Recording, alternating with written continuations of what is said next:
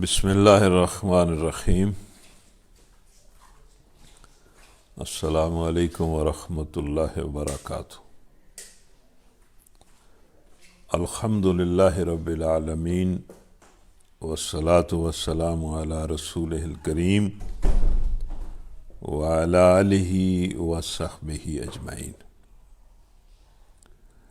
ربنا آتنا فی الدنیا حسنہ وفی الآخرۃ حسنہ وقنا عذاب النار۔ اللہم اعنا علی ذکرک وشکرک وحسن عبادتک۔ خواتین و حضرات، اللہ کے شکر کے ساتھ آج پھر ہم اپنے پروگرام میں حاضر ہیں۔ اللہ تعالی ہمارے سب کے سینوں کو قرآن کے لیے، اپنے دین کے لیے کھولے اور بڑی یکسوئی اور اخلاص کے ساتھ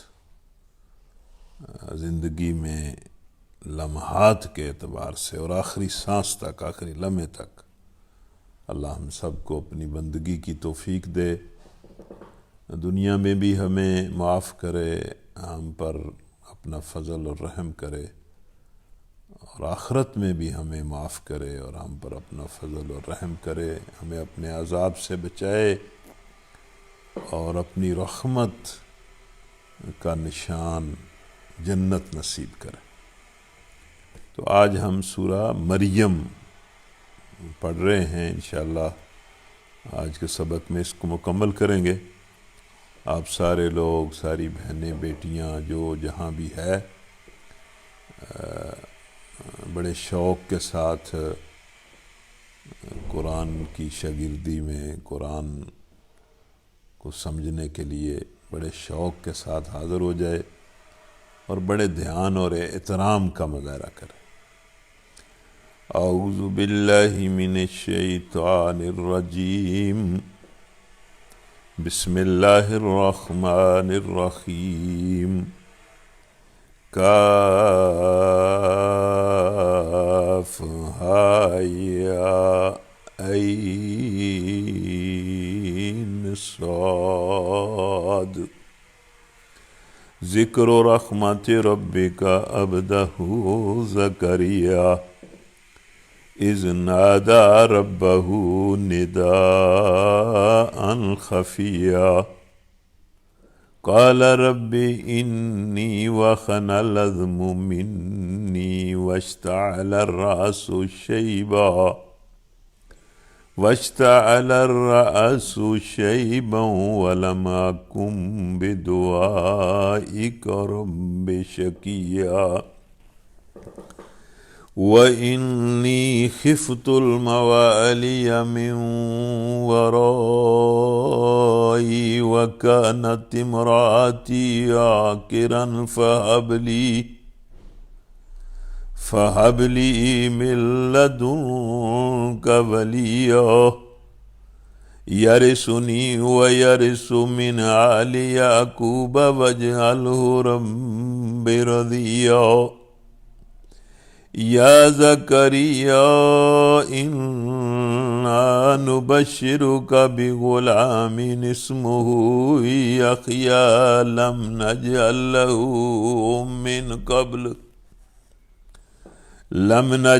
له من قبل سمیٰ قال رب أنى يكون لي غلام وكانت امرأتي عاقرا وقد بلغت من الكبر عتيا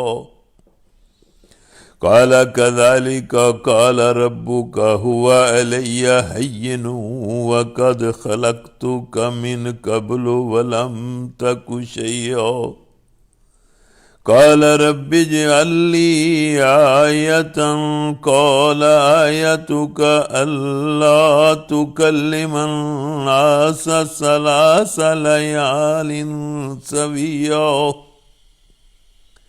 فخرج على قومه من المحراب فأوحى إليهم أن سبحوا بكرة وعشيا या यहया खुज़िल किताब बिक़ुव्वतिन व आतैनाहुल हुक्म सबिय्या व हनानम मिन लदुन्ना व ज़कातन व कान तक़िय्या व बर्रम बिवालिदैहि व लम यकुन जब्बारन असिय्या वसलामुन अलैहि यौम वुलिद व यौम यमूत व यौम युबअसु हय्या। तो ये सूरा मरियम का पहला रकू है। कोई मिसाल नहीं इस कुरान की, ये बेमिसल कलाम है और इंसानों के लिए हदायत और रहमत है। जो इसको मान लें उनके लिए हदायत और रहमत है। तो सूरा मरियम भी बहुत ही कुरान मजीद की एक मुअस्सर सूरत है।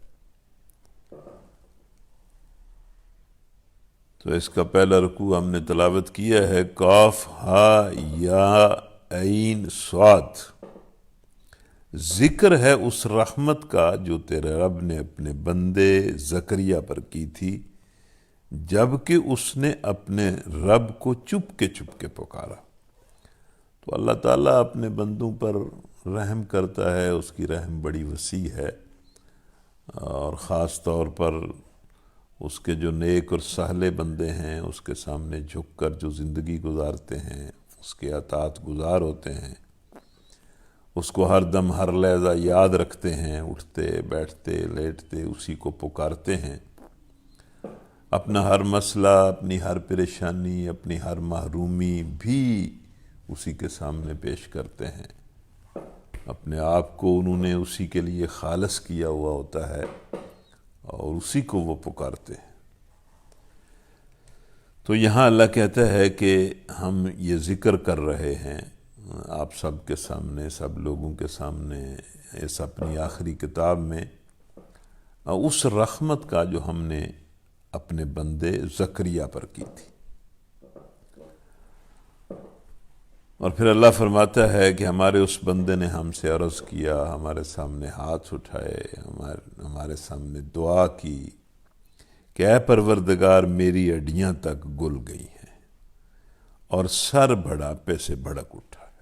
मतलब कमज़ोर हो गया हूँ, बूढ़ा हो गया हूँ और बिल्कुल नातवां हो गया हूँ और लगता है कि अब मेरी जो ज़िंदगी है वो आखिर में पहुँच गई है। ऐ परवरदिगार मैं कभी तुझसे दुआ मांग करना मुराद नहीं रहा।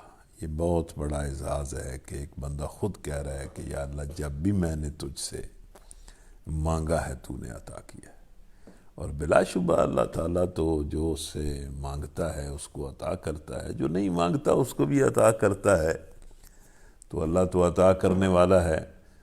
तो ज़करिया अलैहिस्सलाम ने कहा कि या अल्लाह मैंने जब दुआ की है तूने उसको कबूल किया है, मैं कभी तुझसे मांग कर मायूस नहीं हूँ।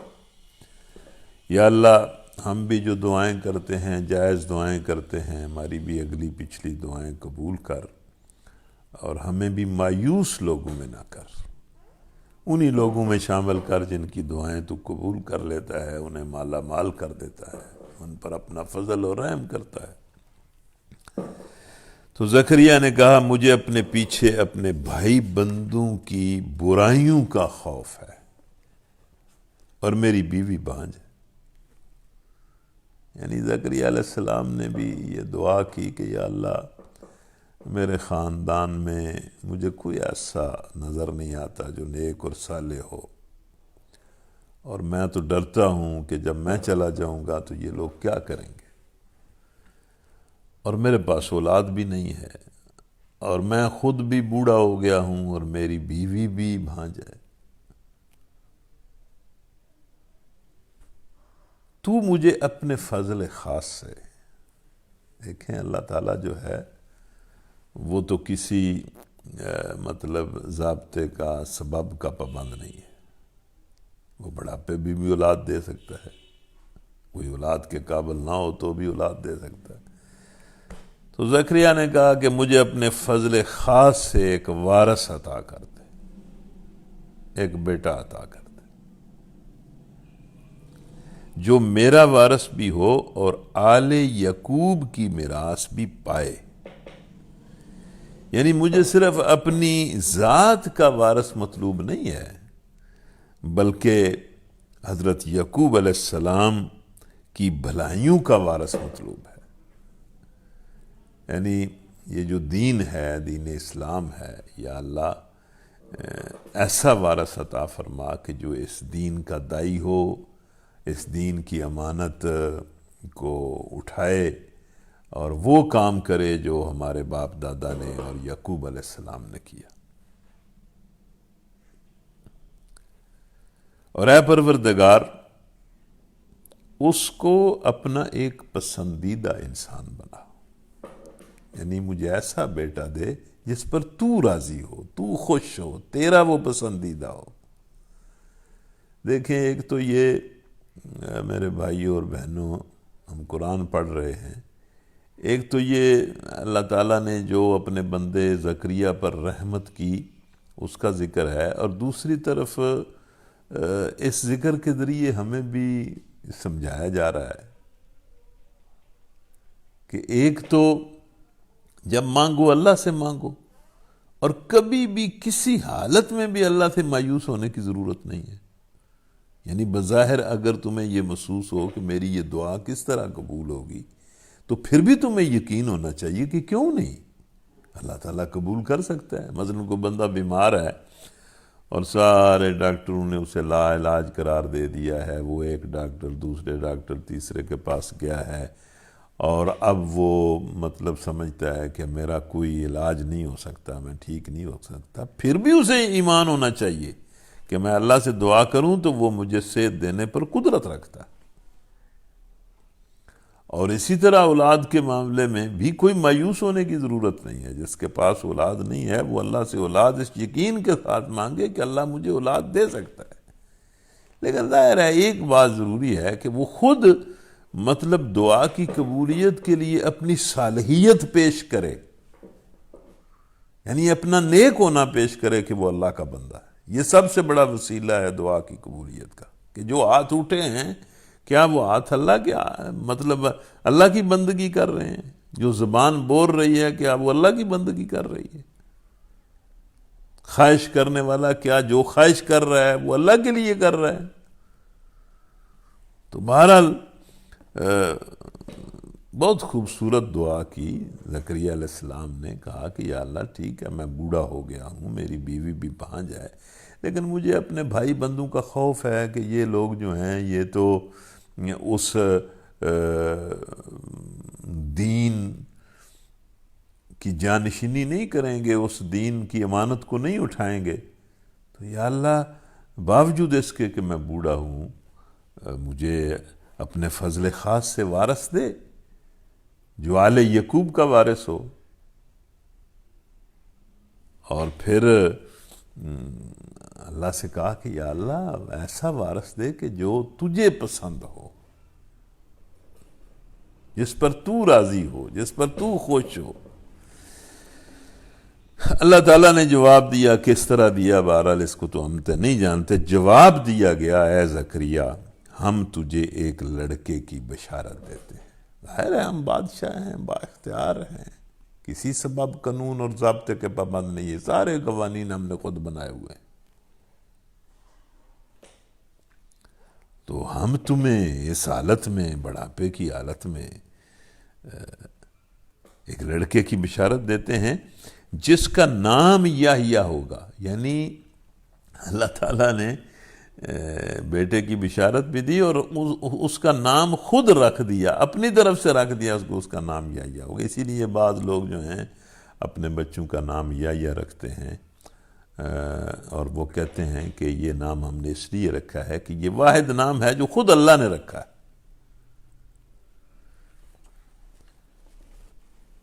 ہم نے اس نام کا کوئی آدمی اس سے پہلے پیدا نہیں کیا۔ یہ بھی لوگوں کی خواہش ہوتی ہے نا کہ کوئی منفرد نام ہو، مطلب ایسا نام ہو کہ جو پہلے کسی کا نہ ہو. یہ بھی مطلب والدین کی خواہش ہوتی ہے کہ بڑا کوئی نیا نام ہو. تو اللہ تعالیٰ نے زکریا کو کہا کہ بھئی ہم تمہیں لڑکے کی بشارت دیتے ہیں اور اس کا نام بھی ہم رکھتے ہیں, اس کا نام یحییٰ ہوگا, اور یہ بھی ہے کہ اس سے پہلے اس نام کا کوئی بندہ ہم نے پیدا نہیں کیا. یہ بشارت سن کر زکریا کی کیا حالت ہوئی ہوگی, کیا انہوں نے سوچا ہوگا. بہرحال جو کیفیتیں ان پر طاری ہوئیں, ان میں سے ایک کیفیت ان پر یہ طاری ہوئی کہ بھئی یہ کیسے ہوگا. حالانکہ خود ہی اللہ سے مانگ رہے ہیں کہ اللہ سب کچھ کر سکتا ہے, یقین بھی ہے, لیکن ظاہر ہے انسان جو ہے وہ تو سوچتا ہے کہ بھئی یہ کس طرح, میں بوڑھا ہوں, میری بیوی بوڑھی ہے, یہ مطلب وقت گزر چکا ہے اولاد کا, تو یہ پھر کیسے ہوگا. یہ خود ہی پھر اس میں پڑ جاتے ہیں اور کہتے ہیں اے پروردگار میرے ہاں کیسے بیٹا ہوگا جبکہ میری بیوی بانجھ ہے اور میں بوڑھا ہو کر بالکل سوکھ چکا ہوں. جواب ملا ایسا ہی ہوگا.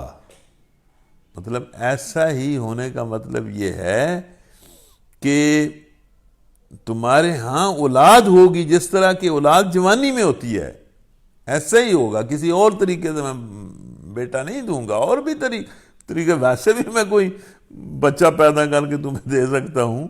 مطلب یہ کہ یہ تو مجھے سارے اختیارات ہیں, لیکن دنیا کا نظام جس طرح کا میں نے بنایا ہوا ہے اسی طرح اولاد, اسی طرح بیٹا آپ کے ہاں ہوگا جس طرح ہوتا ہے, ایسا ہی ہوگا. تیرا رب فرماتا ہے کہ یہ تو میرے لیے ایک ذرا سی بات ہے. مطلب ایسا کرنا کوئی مسئلہ ہی نہیں ہے. آخر اس سے پہلے میں تجھے پیدا کر چکا ہوں جبکہ تو کوئی چیز نہ تھا. مطلب یہ جو تخلیق کا عمل ہے یہ اللہ کے اختیار میں ہے, اور تخلیق کا جو پروسیس ہے وہ بھی اللہ کے اختیار میں ہے. وہ ایک چیز کو پیدا کرتا ہے ایک طرح, اسی چیز کو وہ دوسری طرح بھی پیدا کر سکتا ہے.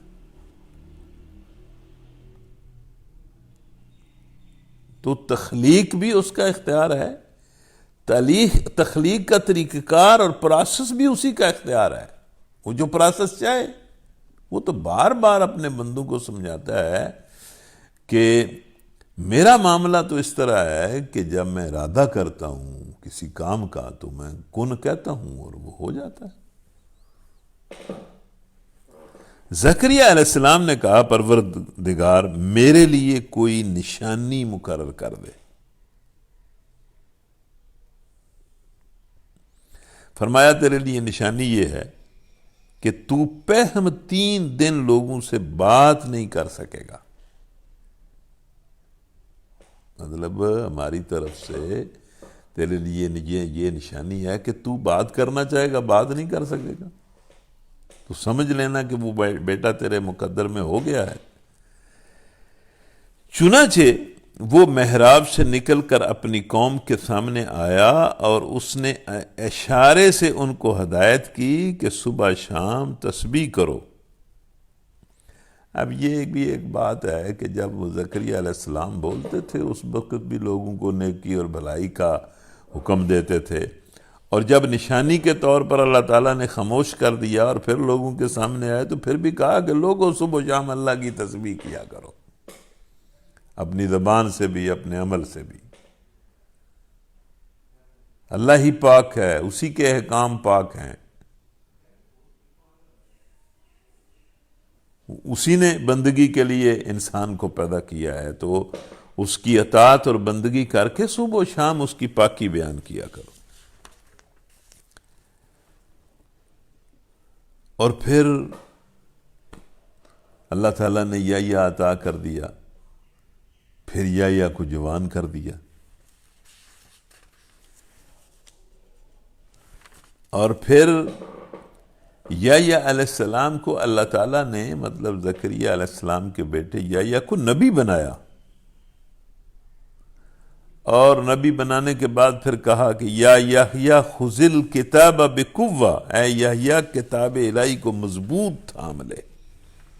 سب سے بڑی خوش قسمتی کسی انسان کی یہ ہے کہ وہ اللہ تعالیٰ کی کتاب کو مضبوطی سے تھام لے۔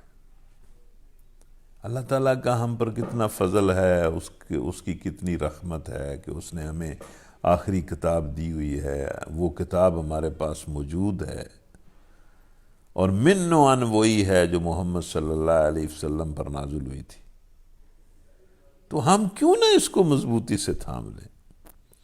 ہم اس کو مضبوطی سے تھام لیں گے، ہم ہدایت یافتہ بھی ہو جائیں گے، پاکیزہ بھی ہو جائیں گے، اور مطلب ہر طرح کی دنیا کے اندر بھی اللہ تعالیٰ ہم پر ہر طرح کا فضل کرے گا، اور امن اور عزت بھی بخشے گا، اور آخرت میں بھی اللہ تعالیٰ ہم پر فضل کرے گا۔ یہ کتنی بد نصیبی ہے مسلمانوں کی کہ انہوں نے اللہ کی اتنی بابرکت کتاب کو چھوڑ دیا۔ تو یحییٰ علیہ السلام سے اللہ نے کہا کہ اللہ کی کتاب کو مضبوطی سے تھام لو۔ ہم نے اسے بچپن ہی میں حکم سے نوازا۔ مطلب انسان کے اندر جو اخلاقی صفات ہوتی ہیں، اصل ان کی قدر و قیمت ہوتی ہے، اور اللہ تعالیٰ انبیاء میں اعلیٰ اخلاقی صفات پیدا کرتا ہے۔ یہ جو حکم کا لفظ ہے، یہ یوسف علیہ السلام کے بارے میں بھی آیا ہے، موسیٰ علیہ السلام کے بارے میں بھی آیا ہے، اور انبیاء کی دعا میں بھی آیا ہے۔ مثلا ابراہیم علیہ السلام نے کہا کہ رب ہب لی حکما والحقنی بالصالحین۔ تو یہ حکم کیا ہے جس کے بارے میں اللہ تعالیٰ فرما رہا ہے کہ ہم نے یحییٰ کو حکم عطا کیا، بچپن میں حکم عطا کیا۔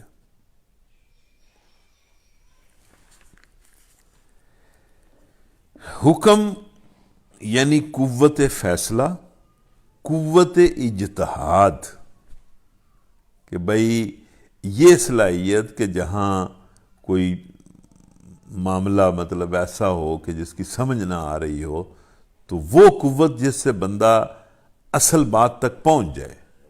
قوت فیصلہ، قوت اجتہاد، تفقہ فی الدین، دین کی سمجھ، معاملات میں صحیح رائے قائم کرنے کی صلاحیت، اور اللہ کی طرف سے معاملات میں فیصلہ دینے کا اختیار، یہ حکم ہے۔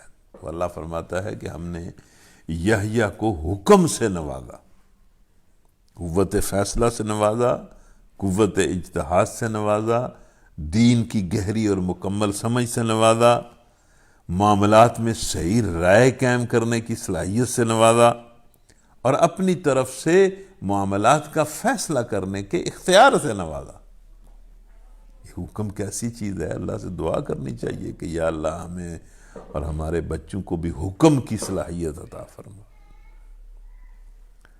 رب ہب لی حکما والحقنی بالصالحین واجعل لی لسان صدق فی الاخرین واجعلنی من ورثۃ جنت النعیم۔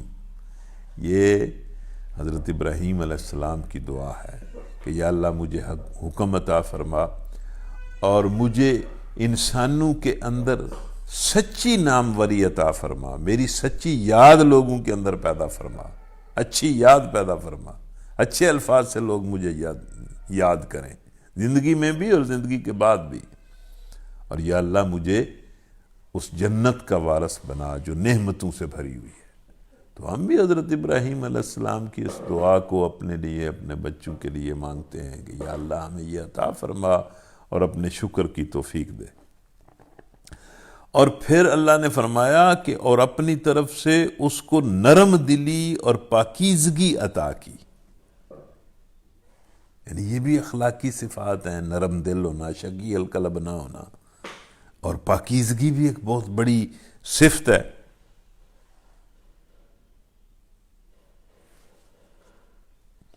یعنی ہم نے یحییٰ علیہ السلام کو غایت درجے کی شفقت اس کے دل میں لوگوں کے لیے ڈالی۔ مطلب بندگان خدا کے لیے یحییٰ علیہ السلام کے دل میں بڑی شفقت تھی۔ اب یہ لوگوں کے لیے شفیق ہونا، لوگوں کے لیے مہربان ہونا، لوگوں کا خدمتگار ہونا، یہ بہت بڑی صفت ہے۔ اللہ یہ صفت ہمیں عطا کرے۔ ہمارے بچوں کو عطا کرے کہ لوگوں کے لیے بندہ شفیق اور مہربان ہو، اور پاکیزگی عطا کی، اور وہ بڑا پرہیزگار اور اپنے والدین کا حق شناس تھا۔ یہ دیکھیں جو صفات بیان ہوئی ہیں کہ ایک اللہ نے یحییٰ علیہ السلام کو حکم عطا کیا، نرم دلی عطا کی، پاکیزگی عطا کی، پرہیزگاری عطا کی، اور یہ بھی ایک بہت بڑی صفت ہے ایک بندے کی کہ وہ اپنے والدین کا حق شناس ہو۔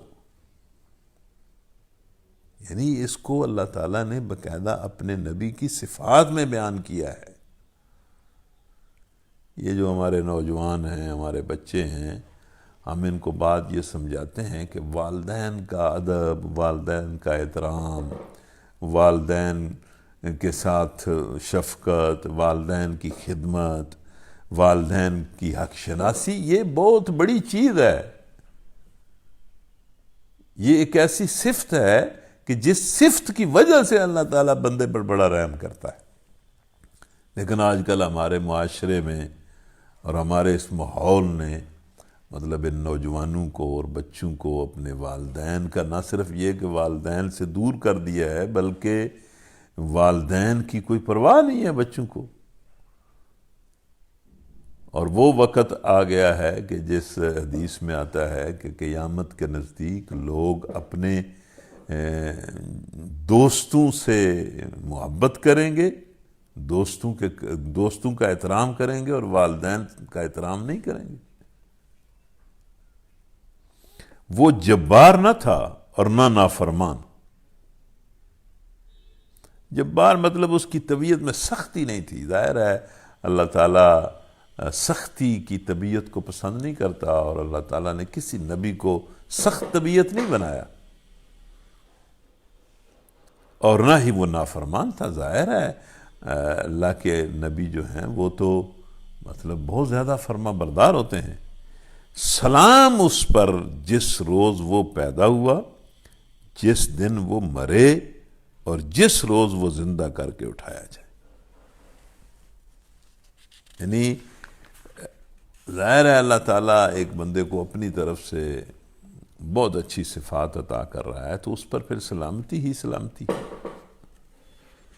تو یہ حضرت یحییٰ علیہ السلام کی پیدائش کا ذکر ہے، اور اس کو سورہ مریم میں اس لیے بیان کیا گیا کہ عیسائی اس زمانے کے جو عیسائی تھے وہ یہ ان کے عقائد میں بہت خرابی آ گئی تھی، حتیٰ کہ انہوں نے عیسیٰ علیہ السلام کو بیٹا کہنا شروع کر دیا، اور عیسیٰ علیہ السلام کو اللہ کا بیٹا کہنے کی وجہ یہ تھی کہ چونکہ عیسیٰ علیہ السلام کی پیدائش ایک معجزے کے طور پر ہوئی، تو یہ یحییٰ علیہ السلام کا ذکر کر کے عیسائیوں کو سمجھا رہا ہے کہ معجزے کے طور پر پیدا ہونا، اس سے تو کوئی اللہ کا شریک نہیں بن جاتا، اللہ کا بیٹا نہیں بن جاتا۔ یہ تو اللہ تعالیٰ کا امر ہے کہ وہ جس کو جس طرح چاہے پیدا کرے۔ آدم علیہ السلام کو اس نے بغیر ماں باپ کے پیدا کیا، عیسیٰ علیہ السلام کو اس نے بغیر باپ کے پیدا کر دیا، انسانوں کو ماں باپ کے ذریعے وہ پیدا کرتا ہے۔ اور علماء تو یہ بھی کہتے ہیں کہ حوا علیہ السلام کو اللہ تعالیٰ نے بغیر ماں کے پیدا کیا۔ تو اس طرح اللہ تعالیٰ جو ہے وہ تو جس طرح چاہے پیدا کر دے، لیکن ساری مخلوق اس کی بندہ ہے، اس کی غلام ہے۔ کسی کا مطلب اس طرح پیدا ہو جانا، ماں فوق العادت پیدا ہو جانا، اس بات کی دلیل نہیں ہے کہ وہ اللہ کا بیٹا بن گیا ہے۔ تو اس لیے مطلب عیسیٰ علیہ السلام کی پیدائش کے ذکر سے پہلے اللہ تعالیٰ نے یحییٰ علیہ السلام کی پیدائش کا ذکر کیا۔ وَاذْكُرْ فِي الْكِتَابِ مَرْيَمَ إِذِ انتَبَذَتْ مِنْ أَهْلِهَا مَكَانًا شَرْقِيًّا فَاتَّخَذَتْ مِنْ دُونِهِمْ حِجَابًا فَأَرْسَلْنَا إِلَيْهَا رُوحَنَا فَتَمَثَّلَ لَهَا بَشَرًا سَوِيًّا قالت إني أعوذ بالرحمن منك إن كنت تقيا ہمارے ایک دوست ہیں، وہ حافظ قرآن ہیں، ان کو ان کے دادا جان نے بڑے شوق سے قرآن حفظ کرایا، اور انہوں نے قرآن حفظ کیا، پھر وہ بہت اچھا قرآن پڑھتے ہیں۔ وہ کہتے ہیں کہ دادا جان بیٹھے ہوتے تھے اور مجھے کہتے تھے کہ بیٹا آؤ مجھے قرآن سناؤ۔ تو جب میں کبھی ان کو قرآن سناتا تھا، ہمارے وہ دوست کہتے ہیں، جب کبھی میں قرآن کی تلاوت کرتا کرتا سورہ مریم پر پہنچتا تو میرے وہ دادا ابو زاروں قطار روتے، سورہ مریم کو سنتے اور روتے جاتے کہ اللہ تعالیٰ نے اپنی ایک بندی پر کیسی آزمائش ڈالی، کس طرح اس کو اپنی ایک نشانی بنایا، کس طرح اس پر اتنی بڑی آزمائش، بھاری آزمائش ڈالی۔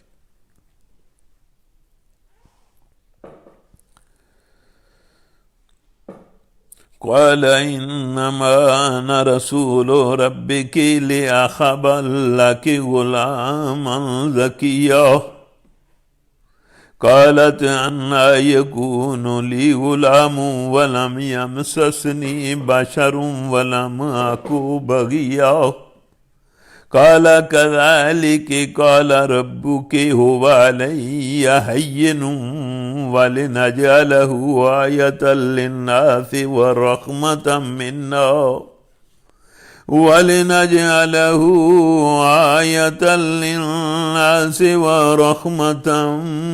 منا وكان أمرا مقضيا فحملته فانتبذت به مكانا قصيا فأجاءها المخاض إلى جذع النخلة قالت يا ليتني مت قبل هذا وكنت نسيا منسيا فناداها من تحتها ألا تحزني قد جعل ربك تحتك سريا وهزي إليك بجذع النخلة تساقط عليك رطبا جنيا فكلي واشربي وقري عينا فإما ترين من البشر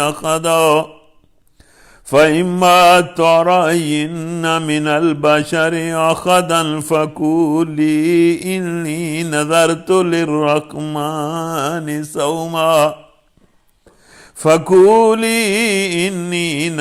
للرحمن صوما فلن أكلم اليوم إنسيا فأتت به قومها تحمله قالوا يا مريم لقد جئت شيئا فريا يا أخت هارون ما كان أبوك امرأ سوء وما كانت أمك بغيا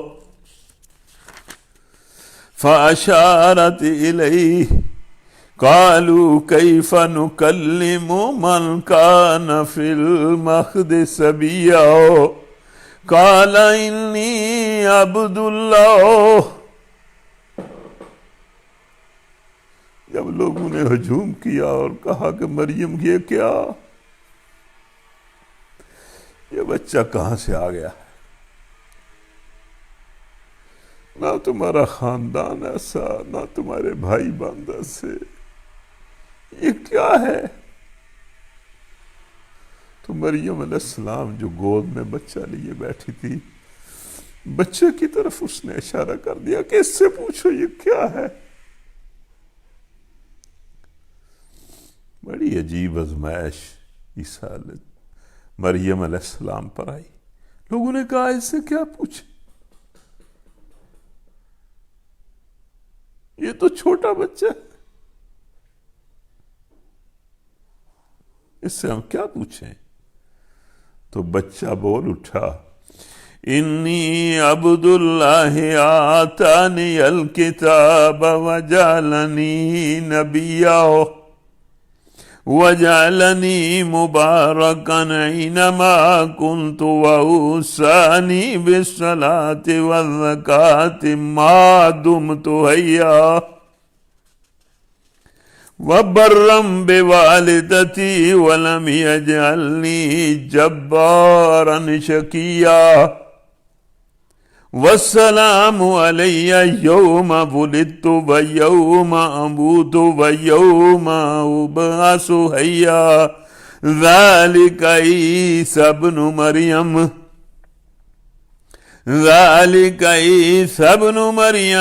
قول الحق الذی فیہ یمترون ما كان لله أن يتخذ من ولد سبحانه إذا قضى أمرا فإنما يقول له كن فيكون. بڑا عجیب واقعہ ہے. لوگوں نے کہا ہم اس بچے سے کیا بات کریں. یعنی ایک معجزے کے طور پر اللہ تعالیٰ نے مریم علیہ السلام سے عیسیٰ علیہ السلام کو پیدا کیا. تو جب لوگ چڑھ دوڑے اور لوگوں نے شور مچایا اور عجیب عجیب باتیں کی تو مریم علیہ السلام نے کہا کہ اس کو پوچھو یہ کیا ہے. تو بچہ بول اٹھا میں اللہ کا بندہ ہوں, اس نے مجھے کتاب دی ہے, یعنی نبی بھی ہوں اور کتاب بھی لایا ہوں اور نبی بنایا ہے اور بابرکت کیا ہے جہاں بھی میں رہوں, اور نماز اور زکوٰۃ کی پابندی کا حکم دیا ہے. یہ نماز اور زکوٰۃ واقعی دین کے بہت بڑے بنیادی پلر ہیں. ہم میں سے ہر کسی کو اپنی نماز اور زکوٰۃ و صدقات کی فکر کرنی چاہیے, بہت شوق سے, بہت تواضع سے, بہت عاجزی سے, بہت توجہ سے اور بہت ذہن کی حاضری کے ساتھ, وقت کی پابندی کے ساتھ, جماعت کے ساتھ, اور نوافل میں بھی نماز پڑھنی چاہیے, نماز ادا کرنی چاہیے, اور ہر وقت اللہ کے راستے میں خرچ کرنے کی دعا بھی کرنی چاہیے اور خرچ بھی کرنا چاہیے.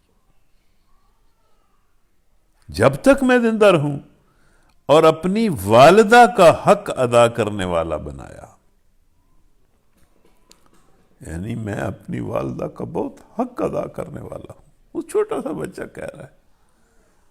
تو یہ جن نوجوانوں کے گھروں میں مائیں ہیں انہیں اپنی ماؤں کا بہت احترام کرنا چاہیے, بہت تابعداری کرنی چاہیے, بہت ادب کرنا چاہیے, ماؤں سے بہت شفقت کرنی چاہیے. وہ ہمارے ایک دوست کہتے ہوتے ہیں کہ یہ جو ماں ہے یہ جنت حاصل کرنے کا سب سے آسان طریقہ ہے, گھر میں بیٹھی ہوئی ہے جنت. تو عیسیٰ علیہ السلام نے کہا کہ میں اپنی والدہ کا حق ادا کرنے والا ہوں, اور اللہ نے مجھ کو جبار اور شقی نہیں بنایا. یہ جبار ہونا, شقی ہونا, سخت دل ہونا, سخت زبان ہونا, سخت لہجہ اختیار کرنا, سخت معاملہ کرنا لوگوں سے, یہ اللہ کو پسند نہیں ہے. سلام ہے مجھ پر جب کہ میں پیدا ہوا اور جب کہ میں مروں اور جب کہ زندہ کر کے اٹھایا جاؤں. یہ ہیں عیسیٰ ابن مریم. عیسائیوں یہ ہیں عیسیٰ ابن مریم, اور یہ ہے ان کے بارے میں سچی بات جس میں لوگ شک کر رہے ہیں. اللہ کا یہ کام نہیں ہے کہ وہ کسی کو بیٹا بنائے, وہ پاک ذات ہے, اور جب کسی بات کا فیصلہ کرتا ہے تو کہتا ہے کہ ہو جا, اور بس وہ ہو جاتی ہے. بس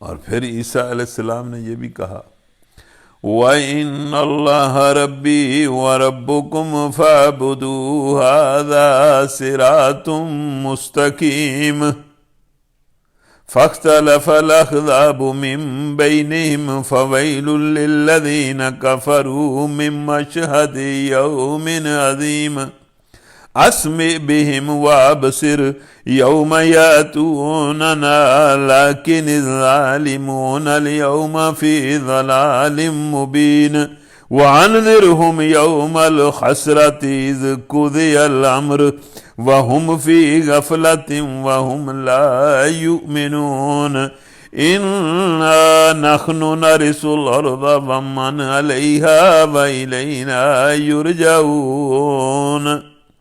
ساری عمر عیسیٰ علیہ السلام یہی کہتے رہے۔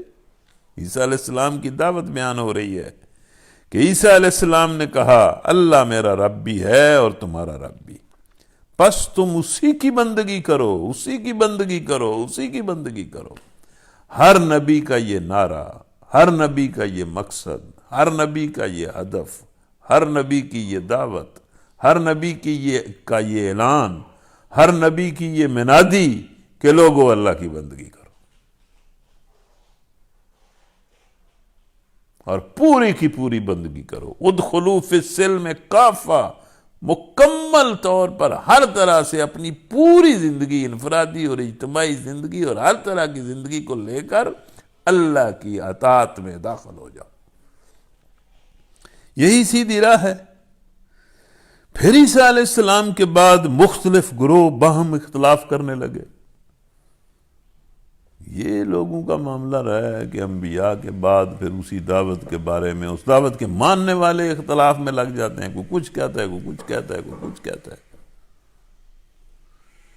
سو جن لوگوں نے کفر کیا ان کے لیے وہ وقت بڑی تباہی کا وقت ہوگا جب وہ ایک بڑا دن دیکھیں گے۔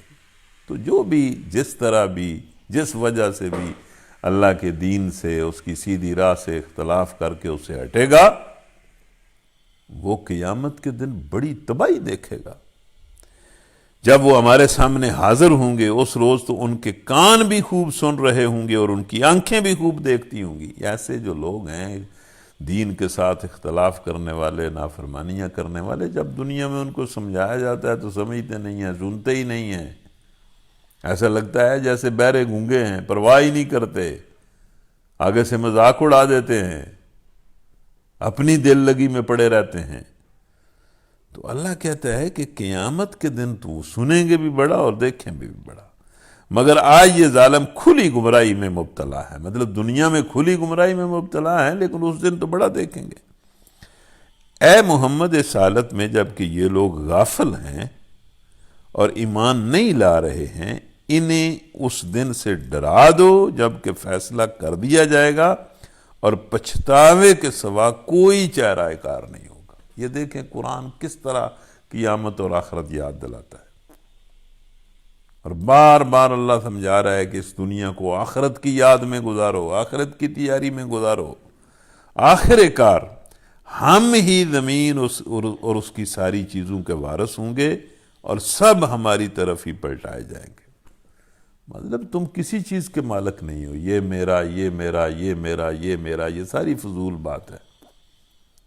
ہم تمہیں ختم کر دیں گے، تم کو اپنے پاس بلا لیں گے اور ہر چیز کے مالک تو ہم ہیں۔ اِنَّا نَحْنُ نَرِثُ الْأَرْضَ وَمَنْ عَلَيْهَا وَإِلَيْنَا يُرْجَعُونَ۔ تو یہ کتنی خوبصورتی کے ساتھ اللہ تعالیٰ نے پہلے یحییٰ علیہ السلام کا معجزاتی طور پر پیدا ہونے کا واقعہ بیان کیا، اور پھر کتنے شاندار طریقے سے زکریا علیہ السلام کی دعا قبول کی، بیٹا ہی نہیں دیا بلکہ نبی بیٹا دیا، اعلیٰ صفات کا مالک بیٹا دیا۔ اور پھر اللہ تعالیٰ نے عیسیٰ علیہ السلام کی پیدائش کا اور ان کی دعوت کا ذکر کیا۔ یہ جو سورہ مریم ہے، یہ اللہ تعالیٰ نے جب مسلمان مکے میں بہت تنگ آ گئے اور مخالفین نے ظلم کی حدیں ساری جو ہیں وہ پھلانگ گئے، مشرکین مکہ، تو نبی صلی اللہ علیہ وسلم نے صحابہ کو کہا کہ آپ حبش چلے جائیں، وہاں کا بادشاہ ایک انصاف پسند بادشاہ ہے، رحم دل بادشاہ ہے، وہاں چلے جائیں۔ تو وہ چونکہ عیسائی بادشاہ تھا، وہ عیسائی اسٹیٹ تھی اور عیسائیوں کے عقائد بڑے خراب ہو چکے تھے، تو اللہ تعالیٰ نے حبشہ جانے والے مسلمانوں کو، ہجرت کرنے والوں کو تحفے کے طور پر یہ سورہ مریم اس وقت عطا کی۔ اور یہ تاریخ میں ہے کہ جب مسلمان ایک بڑی تعداد میں ہجرت کر کے حبش چلے گئے تو پیچھے سے مشرکین نے وفد بھیجا کہ ان کو واپس لایا جائے، تو وہ وفد وہاں گیا اور انہوں نے جا کر نجاشی جو بادشاہ تھا حبشہ کا، اس کے درباریوں کو بڑی رشوت دی، بڑے تحفے ضعائف دیے کہ آپ ہماری مدد کریں، اور بادشاہ سے مل کر کہتے ہیں کہ یہ جو ہمارے لوگ آ گئے ہیں ان کو واپس کریں اور واپس ان کو بھیجیں، یہاں انہیں پناہ نہ دیں۔ تو جب نجاشی نے ان کی بات سنی تو اس نے کہا بھئی یہ ٹھیک ہے، میں واپس کرتا ہوں، لیکن میں ان سے بات تو کر لوں، بھائی تم کیا ہو، کیا تمہارا دین ہے، کس وجہ سے تم نے مکہ کے اندر لڑائی شروع کر دی ہے، کیا معاملہ ہے؟ میں صرف تمہارے بیان پر تو انہیں واپس نہیں کروں گا، وہ بیچارے بھاگ کر آئے ہیں، میرے ملک میں پناہ انہوں نے لی ہے، تو بغیر کسی بات کے، بغیر میں ان سے پوچھے ہی انہیں واپس کر دوں۔ تو جب ان صحابہ کو نجاشی نے بلایا تو صحابہ نے پہلے مطلب یہ سوچا کہ بھئی نجاشی پتہ نہیں ان عیسائیوں کے عقائد کیا ہیں، عقائد ان کے خراب ہو گئے ہیں، عیسیٰ علیہ السلام کے بارے میں بھی یہ پتہ نہیں کیا کیا سمجھتے ہیں، تو ہم کیا بات وہاں کریں؟ لیکن بہرحال صحابہ نے کہا کہ جو ہو جائے، ہمارے ساتھ جو بھی ہو جائے، ہم بات وہی کریں گے جو قرآن کہتا ہے۔ تو پھر وہاں دربار میں جب گئے صحابہ تو جعفر بن طیار نے بڑے خوبصورت انداز میں یہی سورہ مریم کی تلاوت کی۔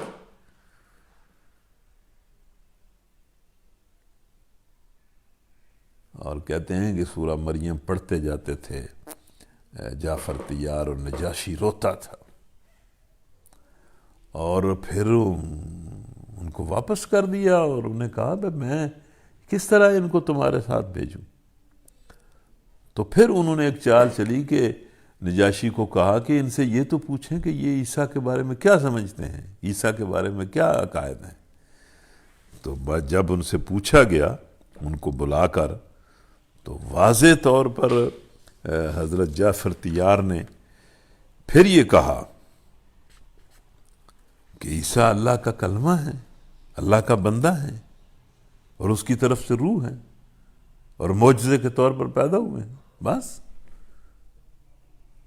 جب جعفر طیار نے یہ بات کہی بڑے مجمع میں بادشاہ کے سامنے، حالانکہ عقائد جو ہیں وہ عیسائیوں کے بڑے بدل گئے تھے اور عیسیٰ علیہ السلام کو اللہ کا بیٹا وہ سمجھنے لگ گئے تھے، تو وہ نجاشی جو ہے اس نے زمین سے تنکا اٹھایا اور کہا کہ سن لو، جو کچھ انہوں نے عیسیٰ علیہ السلام کے بارے میں کہا ہے، عیسیٰ ایک تنکا بھی اس سے بڑھ کر کچھ نہیں تھا۔ تو وہاں پر سورہ مریم کو پڑھنے کا تو پھر عجیب ہی لطف تھا اور عجیب ہی ماحول تھا۔ وَاذْكُرْ فِي الْكِتَابِ إِبْرَاهِيمَ إِنَّهُ كَانَ صِدِّيقًا نَبِيًّا إِذْ قَالَ لِأَبِيهِ يَا أَبَتِ لِمَ تَعْبُدُ مَا لَا يَسْمَعُ وَلَا يُبْصِرُ وَلَا يُغْنِي عَنْكَ شَيْئًا يَا أَبَتِ إِنِّي قَدْ جَاءَنِي مِنَ الْعِلْمِ مَا لَمْ يَأْتِكَ فَاتَّبِعْنِي أَهْدِكَ صِرَاطًا سَوِيًّا يَا أَبَتِ لَا تَعْبُدِ الشَّيْطَانَ إِنَّ الشَّيْطَانَ كَانَ لِلرَّحْمَنِ عَصِيًّا يَا أَبَتِ إِنِّي أَخَافُ أَن يَمَسَّكَ عَذَابٌ مِّنَ الرَّحْمَنِ فَتَكُونَ لِلشَّيْطَانِ وَلِيًّا قَالَ أَرَاغِبٌ أَنْتَ عَنْ آلِهَتِي يَا إِبْرَاهِيمُ لَئِن لَّمْ تَنْتَهِ لَأَرْجُمَنَّكَ وَاهْجُرْنِي مَلِيًّا قَالَ سَلَامٌ عَلَيْكَ سَأَسْتَغْفِرُ لَكَ رَبِّي إِنَّهُ كَانَ بِي خَفِيًّا وَأَعْتَزِلُكُمْ وَمَا تَدْعُونَ مِن دُونِ اللَّهِ وَأَدْعُو رَبِّي عَسَىٰ أَلَّا أَكُونَ بِدُعَاءِ رَبِّي شَقِيًّا فلما اعتزلهم وما يعبدون من دون الله وهبنا له إسحاق ويعقوب وكلا جعلنا نبيا ووهبنا لهم من رحمتنا وجعلنا لهم لسان صدق عليا۔ تو اس رکوع میں اللہ تعالیٰ نے ابراہیم علیہ السلام کا ذکر کیا، اور شاید اس کی وجہ بھی یہ ہے کہ چونکہ یہ جو مکہ کے لوگ تھے یہ ابراہیم علیہ السلام کو اپنا پیشوا تسلیم کرتے تھے اور فخر کرتے تھے کہ ہم ابراہیم علیہ السلام کی نسل سے ہیں، تو یہاں اللہ تعالیٰ نے ابراہیم علیہ السلام کا ذکر کیا اور کہا کہ تم ہو تو ابراہیم علیہ السلام کی نسل سے، لیکن جو کچھ تم کر رہے ہو ان صحابہ کے ساتھ، یہی اس وقت کے مشرکوں نے ابراہیم علیہ السلام کے ساتھ کیا تھا۔ تو جس طرح ابراہیم علیہ السلام کو اس وقت کے مشرکین نے نکالا تھا، اب تم ان ایمان لانے والوں کو نکال رہے ہو، تو ان کا ذکر کیا اور فرمایا کہ اس کتاب میں ابراہیم کا قصہ بیان کرو، بے شک وہ ایک راست باز انسان اور ایک نبی تھا۔ اصل تو یہ دنیا ہے ہی اس لیے کہ اس میں بندہ ایمان کی بنیاد پر اعلیٰ اخلاق کا مظاہرہ کرے، اور اس کا کوئی مقصد ہی نہیں ہے۔ انہیں ذرا اس موقع کی یاد دلاؤ جب کہ اس نے اپنے باپ سے کہا کہ ابا جان آپ کیوں ان چیزوں کی عبادت کرتے ہیں جو نہ سنتی ہیں نہ دیکھتی ہیں اور نہ آپ کا کوئی کام بنا سکتی ہیں؟ یہ تم نے کیا بت اور مورتیاں بنائی ہوئی ہیں؟ ابا جان میرے پاس ایک ایسا علم آیا ہے، میرے پاس وحی کا علم ہے، اللہ کی طرف سے آیا ہے جو آپ کے پاس نہیں ہے۔ ظاہر ہے انبیاء کا یہی دعویٰ ہے، سچا دعویٰ، کہ بھئی ہمارے پاس ایک علم ہے جو اس دنیا کی، اس زندگی کی، اس انسان کی، انسان کے مقصد کی حقیقت بتاتا ہے، اور تو کوئی سورس ہی نہیں ہے۔ اس دنیا کے مقصد، اس زندگی کے مقصد کو سمجھنے کا صرف ایک سورس ہے، اور وہ انبیاء کا سورس ہے، اور کوئی سورس نہیں ہے۔ اس سورس کو اگر نہ مانا جائے تو انسان کے لیے گمراہی ہی گمراہی ہے، اور اس سورس کا انکار کرنے کے لیے بھی انسان کے پاس کوئی دلیل نہیں ہے، اس لیے کہ وہ علم بھی ایک نشانی ہے، جو نبی ہوتا ہے وہ بھی ایک نشانی ہوتی ہے، اور جو تعلیمات لے کر آتا ہے اس علم کے ذریعے وہ بھی نشانی ہوتا ہے۔ تو اس علم کا انکار کرنا کوئی آسان نہیں ہے۔ تو ابا جان میرے پیچھے چلیں، میں آپ کو سیدھا راستہ بتاؤں گا۔ مطلب سیدھا راستہ تو انبیاء ہی بتاتے ہیں، سیدھا راستہ وہی ہے جو انبیاء نے بتایا ہے۔ ابا جان آپ شیطان کی بندگی نہ کریں، مطلب یہ کہ اگر آپ میری بات نہیں مانیں گے، اللہ کی بات نہیں مانیں گے، تو جس راستے پر بھی چلیں گے وہ شیطان کا راستہ ہوگا۔ مطلب اللہ کی جو نافرمانی ہے وہ شیطان کی عبادت ہے۔ شیطان تو رحمان کا نافرمان ہے۔ ابا جان مجھے ڈر ہے کہ کہیں آپ رحمان کے عذاب میں مبتلا نہ ہو جائیں، اور شیطان کے ساتھ آپ بھی اسی عذاب میں نہ چلے جائیں۔ باپ نے کہا ابراہیم کیا تو میرے معبودوں سے پھر گیا ہے؟ ظاہر ہے جو لوگ اپنے اپنے زمانے میں معبود بنا کے بیٹھے ہوتے ہیں ان کا پتہ نہیں ایک عجیب فلسفہ اور نظریہ ہوتا ہے، اور وہ اپنے نظریات میں بڑے پختہ ہوتے ہیں اور سمجھتے ہیں کہ یہ بت ہی ہمارے لیے سب کچھ ہے۔ اور اس نے کہا ابراہیم علیہ السلام کے باپ نے کہ اگر تو باز نہ آیا تو میں تجھے پتھر مار مار کر مار دوں گا، سنسار کر دوں گا، چلا جا اور ہمیشہ کے لیے مجھ سے الگ ہو جا۔ ابراہیم نے کہا کہ سلام ہے آپ کو، میں اپنے رب سے دعا کروں گا کہ آپ کو معاف کر دے۔ تو یہ اس وعدے کی وجہ سے ہی ابراہیم علیہ السلام نے یہ جو رب جعلنی مقیم الصلاۃ ومن ذریتی ربنا وتقبل دعا ربنا اغفر لی ولوالدی وللمؤمنین یوم یقوم الحساب، اس میں ابراہیم علیہ السلام نے اپنے والد کے لیے بھی دعا کی اس وعدے کو پورا کرنے کے لیے، لیکن اللہ تعالیٰ جب انہیں پتہ چل گیا کہ میرا باپ تو مطلب گمراہ ہے اور جہنمی ہے، تو پھر اللہ کے کہنے پر اور اللہ کے حکم پر اس باپ کے لیے بھی دعا کرنا بند کر دی۔ میرا رب مجھ پر بڑا مہربان ہے، میں آپ لوگوں کو بھی چھوڑتا ہوں اور ان ہستیوں کو بھی جنہیں آپ لوگ خدا کو چھوڑ کر پکارتے ہیں، میں تو اپنے رب ہی کو پکاروں گا۔ امید ہے کہ میں اپنے رب کو پکار کے نامراد نہیں رہوں گا۔ ظاہر ہے جو بھی اپنے رب کو پکارے گا اخلاص کے ساتھ، نامراد کیسے رہے گا؟ اور ابراہیم کیسے نامراد رہ سکتے ہیں؟ پس جب وہ ان لوگوں سے اور ان کے معبودان غیر اللہ سے جدا ہو گیا، یعنی ابراہیم علیہ السلام ان سے جدا ہو گئے اور اپنے وطن کو بھی چھوڑ دیا، تو ہم نے ان کو نبی تو بنایا، نبیوں کا باپ بھی بنایا، لیکن ہم نے اس کو اسحاق اور یعقوب جیسی اولاد دی۔ اللہ تعالیٰ نے یہ جو ابراہیم علیہ السلام کو اولاد دی، یہ ظاہر ہے مطلب ہزاروں نبی جو ہیں ان کی اولاد میں پیدا ہوئے، جن کے باپ اسحاق اور یعقوب علیہ السلام تھے اور اسماعیل علیہ السلام تھے۔ تو اسحاق اور یعقوب جیسی اولاد دی اور ہر ایک کو نبی بنایا اور ان کو اپنی رحمت سے نوازا اور ان کو سچی ناموری عطا کی۔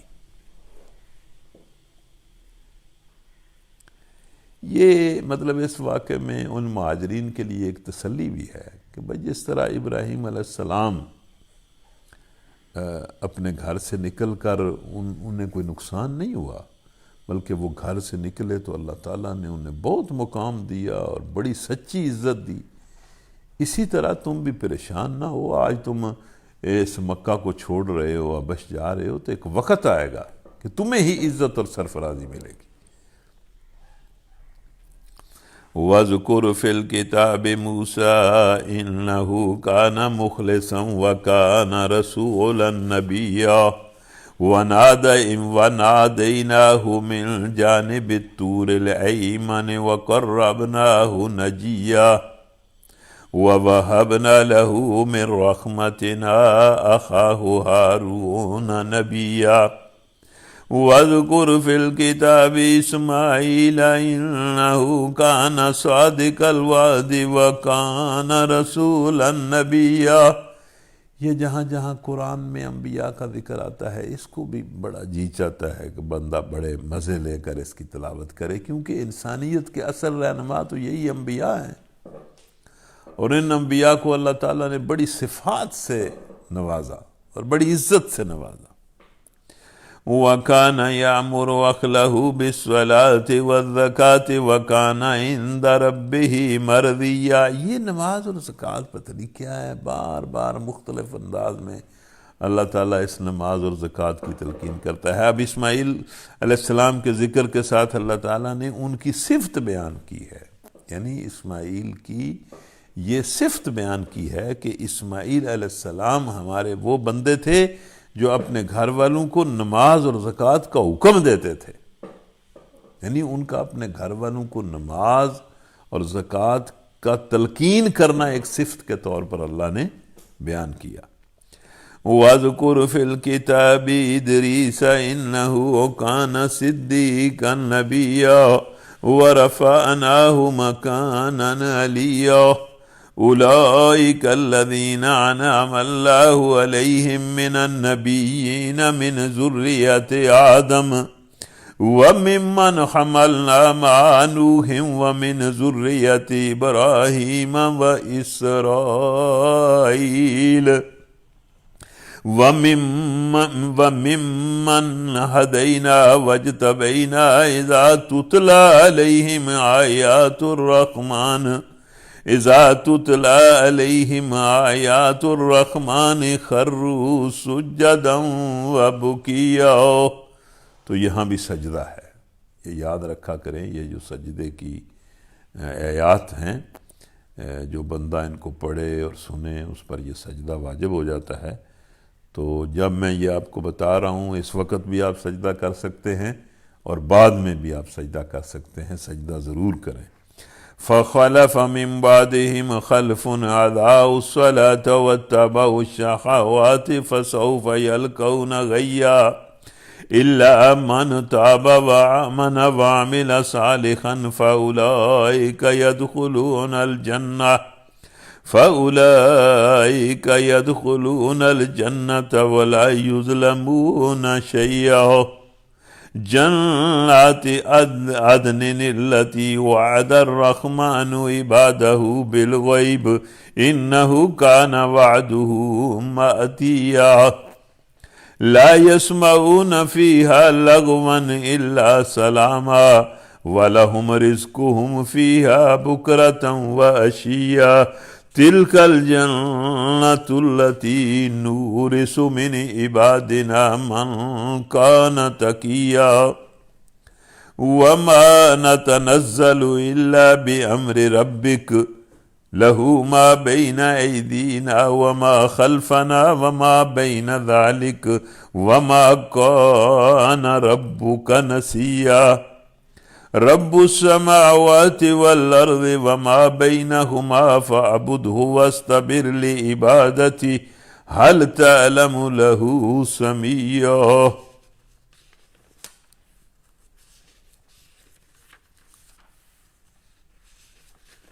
تو اس رکوع میں اللہ تعالیٰ انبیاء کا ذکر کرتا ہے، یہی انبیاء اللہ کی طرف سے حق کے سند یافتہ دائی ہیں۔ اللہ تعالیٰ نے انہیں انسانوں کو حق کی طرف بلانے کی ڈیوٹی دی ہے اور انہوں نے ہر دور میں لوگوں کو حق کی طرف بلایا ہے۔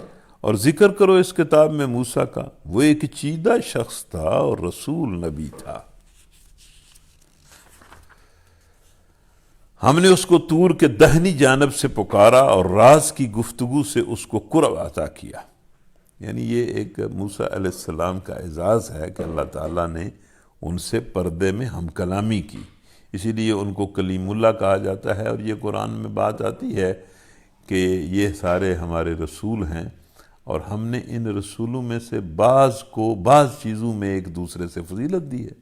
یعنی کسی رسول میں کوئی مطلب خاص بات پیدا کر دی یا خاص فضیلت دے دی، کسی دوسرے کو اور خاص دے دی، جس طرح مطلب موسیٰ علیہ السلام کلیم اللہ تھے تو عیسیٰ علیہ السلام روح اللہ تھے، اللہ کی روح تھے، اور ان کی پیدائش کا معجزہ بڑا عجیب ہے، اور ویسے ان کو اللہ نے بڑے معجزے دیے۔ اسی طرح حضرت ابراہیم علیہ السلام جو ہیں ان کا اپنا اعزاز ہے کہ ان کی پشت سے اللہ تعالیٰ نے ہزاروں انبیاء پیدا کیے، ان کو انبیاء کا باپ بنایا۔ اور نوح علیہ السلام کی اپنی ایک فضیلت ہے کہ مطلب ایک بندہ، اللہ کا بندہ 950 سال استقامت کے ساتھ اللہ کے راستے میں جہاد کرتا ہے۔ اسی طرح داؤد علیہ السلام کو، سلیمان علیہ السلام کو، مطلب اللہ تعالیٰ نے انبیاء کو الگ الگ فضیلتیں دیں، اور نبی صلی اللہ علیہ وسلم کو اللہ تعالیٰ نے خاتم الانبیاء بنایا اور امام الانبیاء بنایا، اور اپنی مہربانی سے اس کے بھائی ہارون کو نبی بنا کر اسے مددگار کے طور پر دیا۔ جب موسیٰ علیہ السلام کو اللہ نے نبی بنایا تو موسیٰ علیہ السلام نے کہا کہ یا اللہ، بہت بڑی بھاری ذمہ داری تو نے میرے کندھوں پر ڈال دی ہے، اور فرعون کے پاس جا کر اس کو سمجھانے کا تو مجھے حکم دے رہا ہے، تو یا اللہ میرا کوئی مددگار، ہارون کو میرا مددگار بنا دے، وہ ذرا اچھی بات کر لیتا ہے۔ تو اللہ تعالیٰ نے ہارون علیہ السلام کو نہ صرف یہ کہ موسیٰ علیہ السلام کا مددگار بنا دیا بلکہ نبی بھی بنا دیا۔ اور اس کتاب میں اسماعیل کا ذکر کرو، وہ وعدے کا سچا تھا۔ وعدے کا سچا ہونا بھی ایک بہت بڑی اخلاقی صفت ہے، اور ہمیں بھی چاہیے کہ ہم سوچ سمجھ کر وعدہ کیا کریں اور پھر اس کو پورا کریں۔ اللہ وعدے کا سچا بنائے۔ اور رسول نبی تھا، وہ اپنے گھر والوں کو نماز اور زکوٰۃ کا حکم دیتا تھا اور اپنے رب کے نزدیک ایک پسندیدہ انسان تھا۔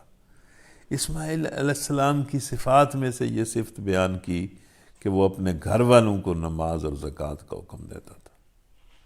تو بچوں کو زیادہ نماز اور زکوٰۃ کا حکم دیں تو بچے آگے سے روٹھ جاتے ہیں اور یہ مطلب مائنڈ کرنا شروع کر دیتے ہیں۔ ویسے بچوں کو یہ کہنا تو چاہیے، بچوں کو مطلب حکم دینا چاہیے کہ وہ نماز اور زکوٰۃ جو ہے اس کو ادا کریں۔ اور اس کتاب میں ادریس کا ذکر کرو، وہ ایک راست باز انسان ہے اور ایک نبی تھا، اور اسے ہم نے بلند مقام پر اٹھایا تھا۔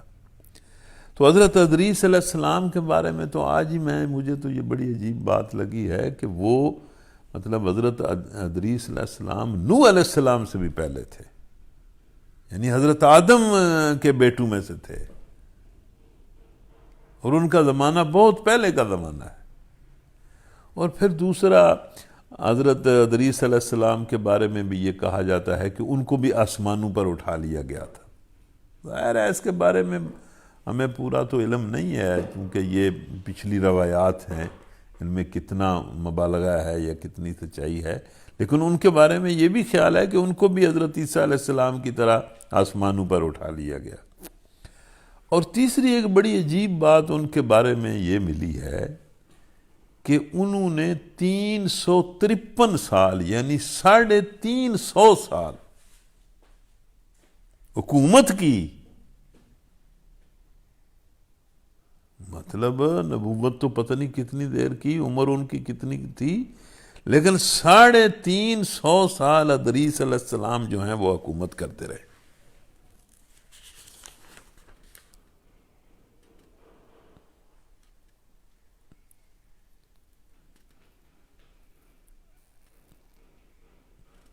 تو یہ بڑی عجیب بات ان کے بارے میں ہے۔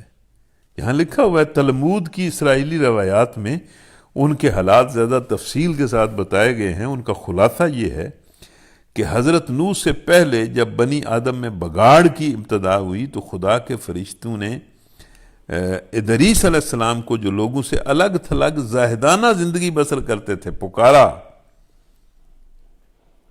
ہنوک کہہ کے پکارا کہ اے ہنوک، اے ادریس اٹھو، گوشہ عزلت سے نکلو اور زمین کے لوگوں میں چل پھر کر ان کو راستہ بتاؤ جس پر ان کو چلنا چاہیے، اور وہ طریقے سمجھاؤ جن پر انہیں عمل کرنا چاہیے۔ اب یہ دیکھیں نا کہ ادریس علیہ السلام کے بارے میں یہ آ رہا ہے کہ وہ مطلب الگ تھلگ رہتے تھے، مطلب نیک اور پاک باز تھے اور اللہ کو یاد کرتے رہتے تھے۔ تو فرشتہ آیا اور اس نے کہا کہ بھائی اٹھو، جس طرح نبی صلی اللہ علیہ وسلم غار حرا میں تھے، اور پھر جب ان کو نبی بنا کر بھیج دیا گیا تو پھر تو واپس وہ غار حرا میں نہیں گئے۔ تو اللہ تعالیٰ کو یہ ذکر، یہ عبادت، یہ مطلب سجدے، رکوع، یہ بڑے پسند ہیں، لیکن اس سے بھی زیادہ پسند اللہ کو یہ ہے کہ اللہ کا کوئی بندہ اٹھے اور خلق خدا کی رہنمائی کرے، خلق خدا کو اللہ کی طرف بلائے، سمجھائے، اللہ کا ذکر بھی کرے اور اللہ کے راستے میں مطلب جہاد بھی کرے اور لوگوں کو سمجھائے۔ تو حضرت ادریس علیہ السلام کو فرشتے نے کہا بھئی اٹھو اور زمین میں چل پھر کر لوگوں کو وہ طریقے سمجھاؤ جن پر لوگوں کو چلنا چاہیے۔ یہ حکم پا کر وہ نکلے اور انہوں نے جگہ جگہ لوگوں کو جمع کر کر کے واعظ و تلقین کرنا شروع کر دی، اور نسل انسانی نے ان کی اطاعت قبول کر کے اللہ کی بندگی اختیار کر لی۔ اب دیکھیں نا، یہ ہم درس دیتے ہیں، کچھ لوگ کہتے ہیں جی یہ بڑا لمبا ہے۔ کیا لمبا ہے؟ ہمیں تو قرآن بیٹھ کر گھنٹوں پڑھنا چاہیے، سمجھنا چاہیے۔ آگے رمضان آ رہا ہے، اس میں اور زیادہ قرآن پڑھنا چاہیے، لوگوں کو سمجھانا چاہیے، بتانا چاہیے۔ تو یہ ایک بہت اچھا کام ہے جو ہم کر رہے ہیں۔ جو لوگ اس میں شریک ہوتے ہیں ان کو چاہیے کہ وہ اس کو آگے بھی پھیلائیں اور آگے پھیلائیں اور آگے پھیلائیں۔ ہم انشاءاللہ اس پروگرام کو اللہ کے فضل و کرم سے 27 رمضان تک لے کے چلیں گے، اور 27 رمضان کو ہم ایک کانفرنس کی شکل میں انشاءاللہ اس کا اختتام بھی کریں گے اور اللہ سے رحمت کی دعائیں بھی مانگیں گے۔ انشاءاللہ آپ ہمارے قدم بقدم ساتھ ہو جائیں اور اس کے لیے محنت کریں۔ تو پھر مطلب یہ لکھا ہوا ہے کہ حضرت ادریس علیہ السلام نے لوگوں کو سمجھایا، اور لوگوں نے ان کی مطلب اللہ کی بندگی اختیار کر کے ان کا جو اصلاح کا کام تھا وہ بڑا اللہ نے کامیاب کیا، اور انہوں نے 353 برس تک نسل انسانی پر حکمرانی کی۔ نبوت اور حکمرانی جب جمع ہو جائے تو پھر مطلب اس دنیا کی کیا کیفیت اور حالت ہوگی۔ مطلب ایک نبی بھی ہو اور حکمران بھی ہو، کیسا امن ہوگا، کیسی پاکیزگی ہوگی، کیسا انصاف ہوگا، کیسی آپس میں ہمدردی ہوگی۔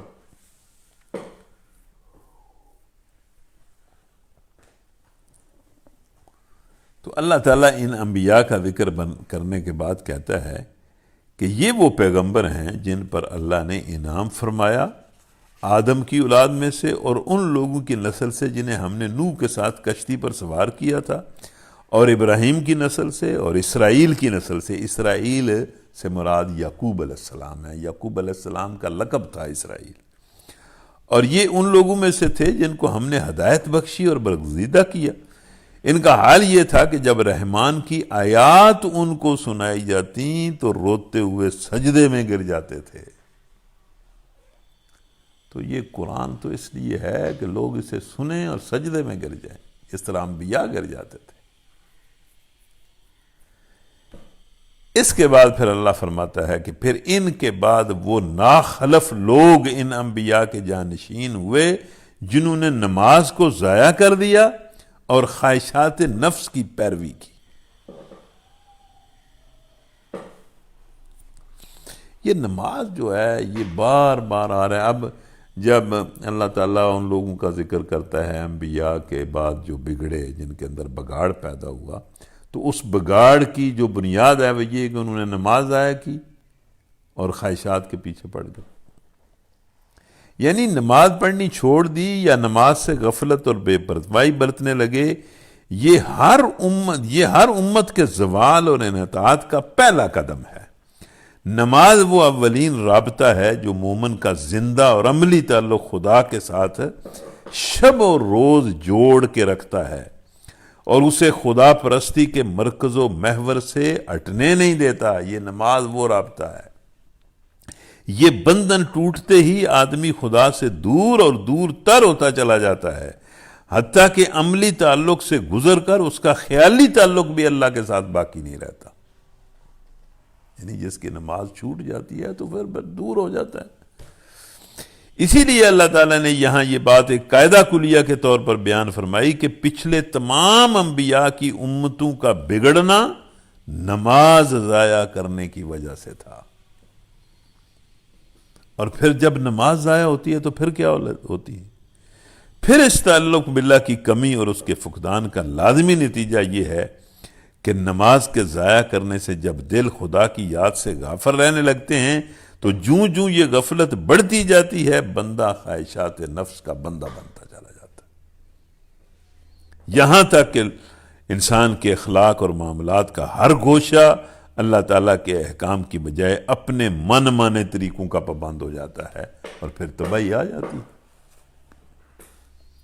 بس قریب ہے کہ وہ گمراہی کے انجام سے دوچار ہوں، البتہ جو توبہ کر لیں اور ایمان لے آئیں اور نیک عملی اختیار کر لیں وہ جنت میں داخل ہوں گے، اور ان کا ذرا برابر حق نہیں مارا جائے گا۔ ان کے لیے ہمیشہ رہنے والی جنتیں ہیں جن کا رحمان نے اپنے بندوں سے در پردہ وعدہ کر رکھا ہے۔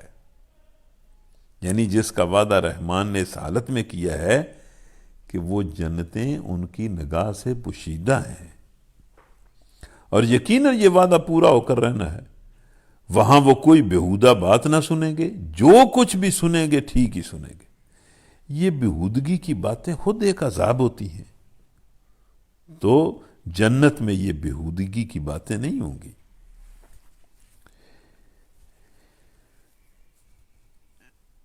یعنی یہ جنت جو ہے اس میں جو ماحول ہوگا وہ عیب اور نقص سے محفوظ ہوگا، اور وہاں جو نعمتیں ہوں گی ان میں سے ایک نعمت جو ہے وہ بےہودہ اور فضول اور گندی بات وہاں سننے میں نہیں آئے گی۔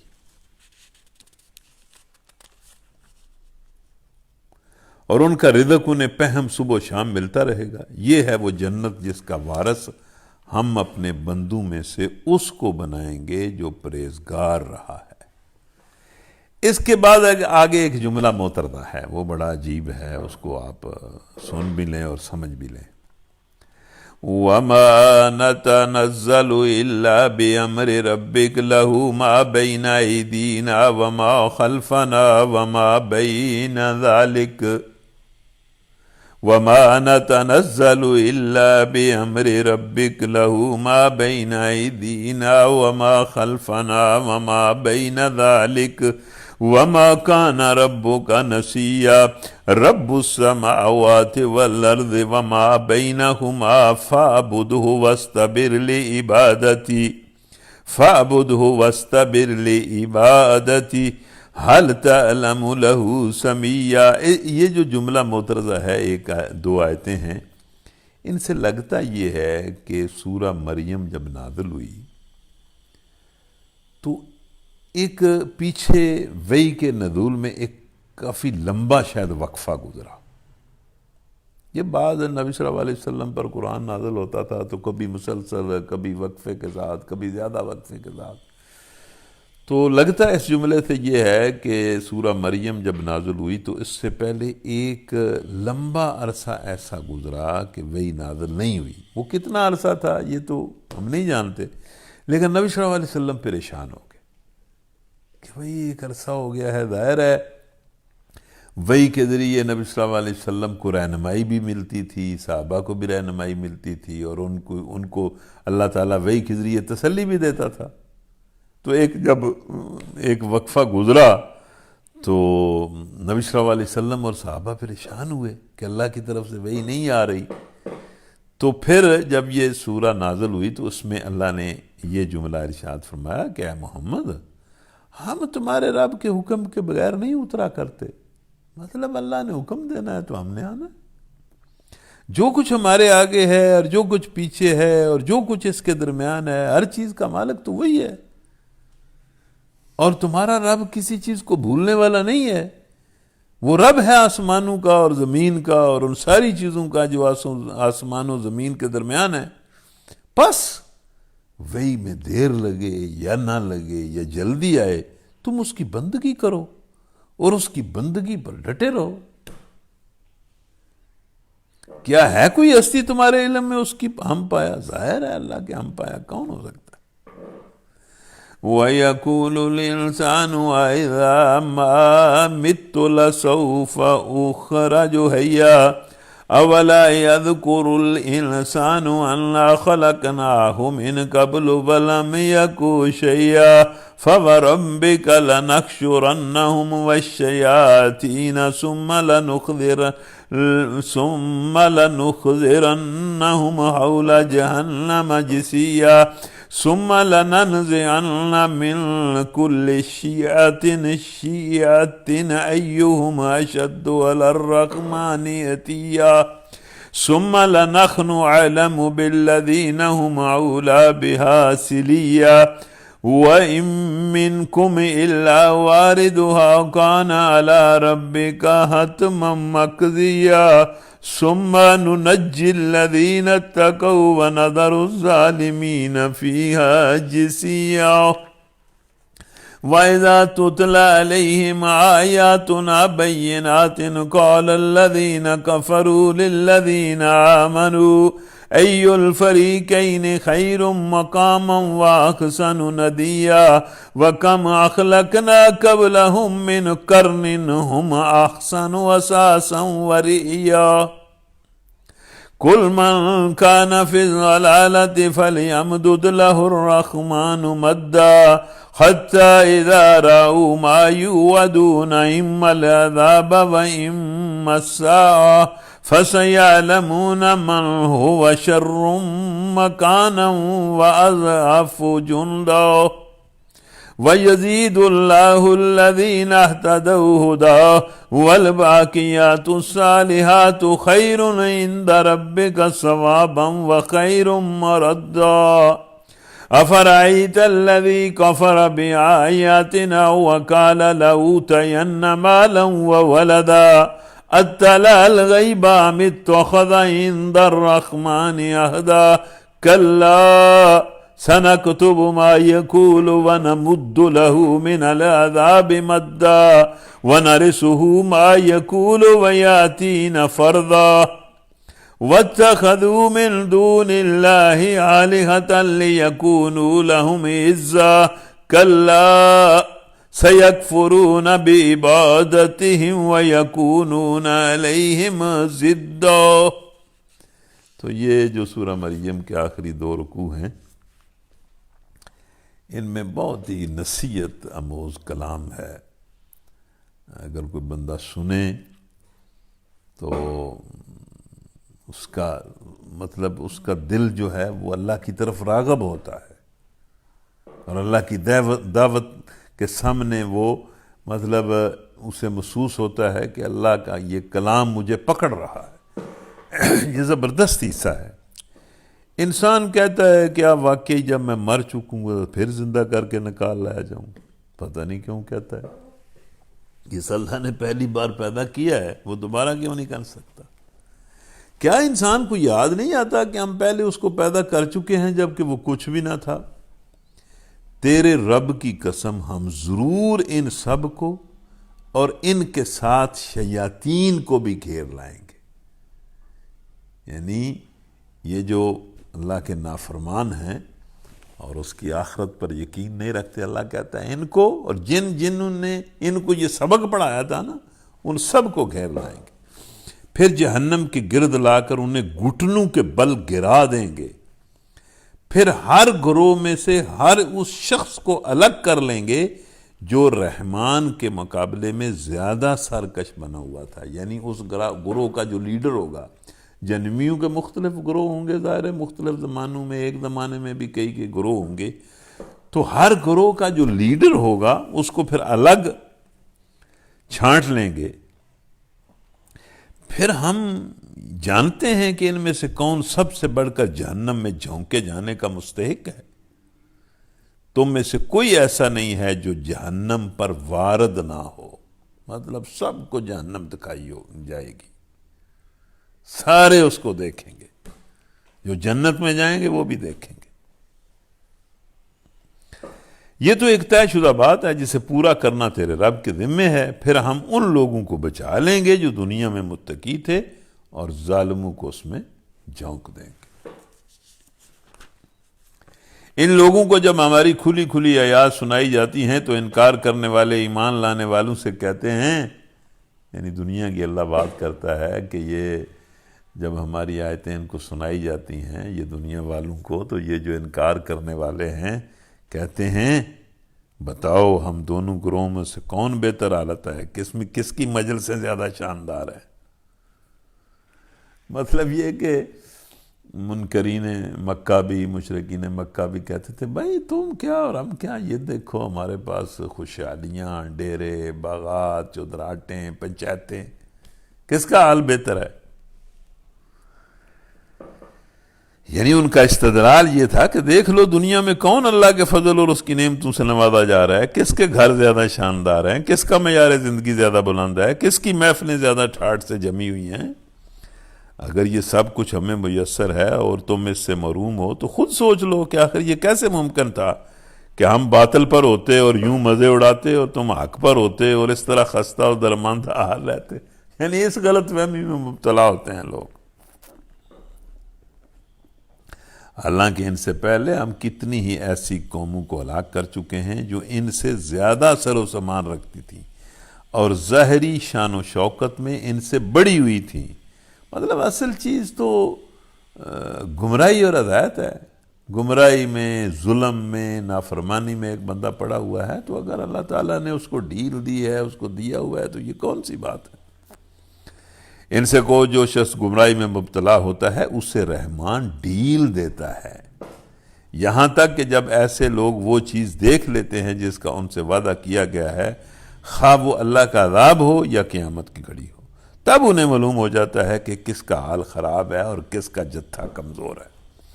اس کے برعکس جو لوگ راہ راست اختیار کرتے ہیں اللہ ان کو راست روی میں ترقی اور برکت دیتا ہے، اور باقی رہ جانے والی نیکیاں ہی تیرے رب کے نزدیک جزا اور انجام کے اعتبار سے بہتر ہیں۔ پھر تو نے دیکھا اس شخص کو جو ہماری آیات کو ماننے سے انکار کرتا ہے اور کہتا ہے میں تو مال اور اولاد سے نوازا ہی جاتا رہوں گا۔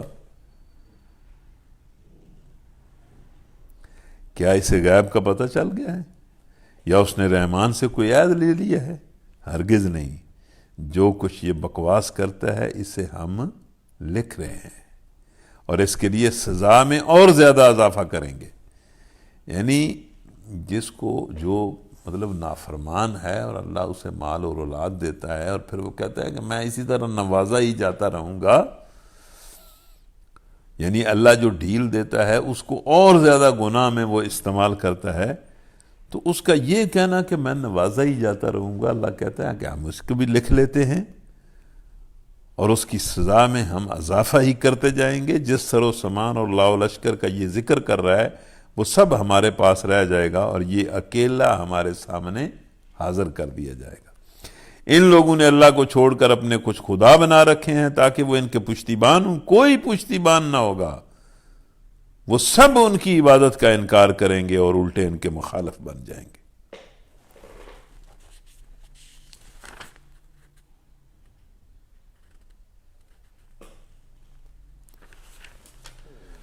أَلَمْ تَرَ أَنَّا أَرْسَلْنَا الشَّيَاطِينَ عَلَى الْكَافِرِينَ تَؤُزُّهُمْ عَزًّا فَلَا تَعْجَلْ عَلَيْهِمْ إِنَّمَا نَعُدُّ لَهُمْ عَدًّا يَوْمَ نَحْشُرُ الْمُتَّقِينَ إِلَى الرَّحْمَنِ وَفْدًا وَنَسُوقُ الْمُجْرِمِينَ إِلَى جَهَنَّمَ وِرْدًا لا يملكون الشفاعة إلا من اتخذ عند الرحمن عهدا وقالوا اتخذ الرحمن ولدا لقد جئتم شيئا إدا تكاد السماوات يتفطرن منه وتنشق الأرض وتخر الجبال هدا أن دعوا للرحمن ولدا وما ينبغي للرحمن أن يتخذ ولدا إن كل من في السماوات والأرض إلا آتي الرحمن عبدا لقد أحصاهم وعدهم عدا وكلهم آتيه يوم القيامة فردا إن الذين آمنوا وعملوا الصالحات سيجعل لهم الرحمن ودا فإنما يسرناه بلسانك لتبشر به المتقين وتنذر به قوما لدا وكم أخلقنا قبلهم من قرن هل تحس منهم من أحد أو تسمع لهم ركزا۔ کیا تم دیکھتے نہیں ہو کہ ہم نے ان منکرین حق پر شیاطین چھوڑ رکھے ہیں جو انہیں خوب خوب مخالفت حق پر اکسا رہے ہیں۔ اچھا تو اب ان پر نزول عذاب کے لیے بےتاب نہ ہو، ہم ان کے دن گن رہے ہیں، بس عذاب آیا چاہتا ہے۔ وہ دن آنے والا ہے جب متقی لوگوں کو ہم مہمانوں کی طرح رحمان کے حضور پیش کریں گے اور مجرموں کو پیاسے جانوروں کی طرح جہنم کی طرف ہانک کر لے جائیں گے۔ اس وقت لوگ کوئی سفارش لانے پر قادر نہ ہوں گے بجز اس کے جس نے رحمان کے حضور سے پروانہ حاصل کر لیا ہو، مطلب اللہ کے اذن سے سفارش ہوگی، جس کی سفارش ہوگی اس کی بھی اللہ کے اذن سے ہوگی، جو سفارش ہوگی وہ بھی اللہ کے اذن سے ہوگی، جو سفارش کرے گا وہ بھی اللہ کے اذن سے کرے گا۔ مطلب یہ کوئی زبردستی تو اللہ سے کوئی نہیں کسی کو چھڑا سکتا۔ وہ کہتے ہیں رحمان نے کسی کو بیٹا بنایا ہے، سخت بیہودہ بات ہے جو تم لوگ گھڑ لائے ہو۔ قریب ہے کہ آسمان اس بات سے پھٹ پڑے، زمین شک ہو جائے اور پہاڑ گر جائیں اس بات پر کہ لوگوں نے رحمان کے لیے اولاد ہونے کا دعویٰ کیا۔ رحمان کی یہ شان نہیں ہے کہ وہ کسی کو بیٹا بنائے، زمین اور آسمانوں کے اندر جو بھی ہیں سب اس کے حضور بندوں کی حیثیت سے پیش ہونے والے ہیں، سب پر وہ محیط ہے اور اس نے ان کا شمار کر رکھا ہے، سب قیامت کے روز فردن فردن اس کے سامنے حاضر ہوں گے۔ یقیناً جو لوگ ایمان لے آئے ہیں اور عمل صالح کر رہے ہیں، عنقریب رحمان ان کے دلوں میں محبت پیدا کر دے گا، ان کے لیے دلوں میں محبت پیدا کر دے گا۔ یعنی یہ صحابہ کو بھی کہا جا رہا ہے کہ آج تو یہ لوگ تم سے لڑائیاں کر رہے ہیں اور تمہارے دشمن ہیں، عنقریب دیکھو گے کہ پوری دنیا کے دلوں میں ہم تمہاری محبت ڈال دیں گے اور تم محبوب خلائق بن جاؤ گے اس دنیا میں۔ پس اے محمد اس کلام کو ہم نے آسان کر کے تمہاری زبان میں اسی لیے نازل کیا ہے کہ تم پرہیزگاروں کو خوشخبری دے دو اور ہٹ درم لوگوں کو ڈرا دو۔ یہ مبلغوں کو بھی کہا جا رہا ہے کہ یہ آسان ہے، اس قرآن کو لے کر لوگوں کو سمجھانا کوئی مشکل نہیں ہے۔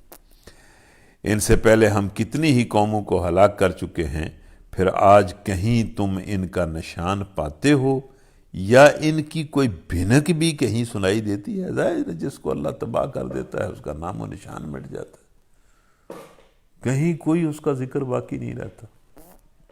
وآخر دعوانا ان الحمد للہ رب العالمین ربنا آتنا فی الدنیا حسنہ وفی الآخرۃ حسنہ وقنا عذاب النار۔ یا اللہ ہمیں اپنی بندگی کی توفیق دے، یا اللہ ہمیں محمد صلی اللہ علیہ وسلم کی اطاعت کی توفیق دے، یا ارحم الراحمین ہمیں اعلیٰ اخلاق نصیب فرما، حسن اخلاق نصیب فرما۔ ربنا آتنا فی الدنیا حسنہ وفی الآخرۃ حسنہ وقنا عذاب النار، آمین برحمتک یا ارحم الراحمین۔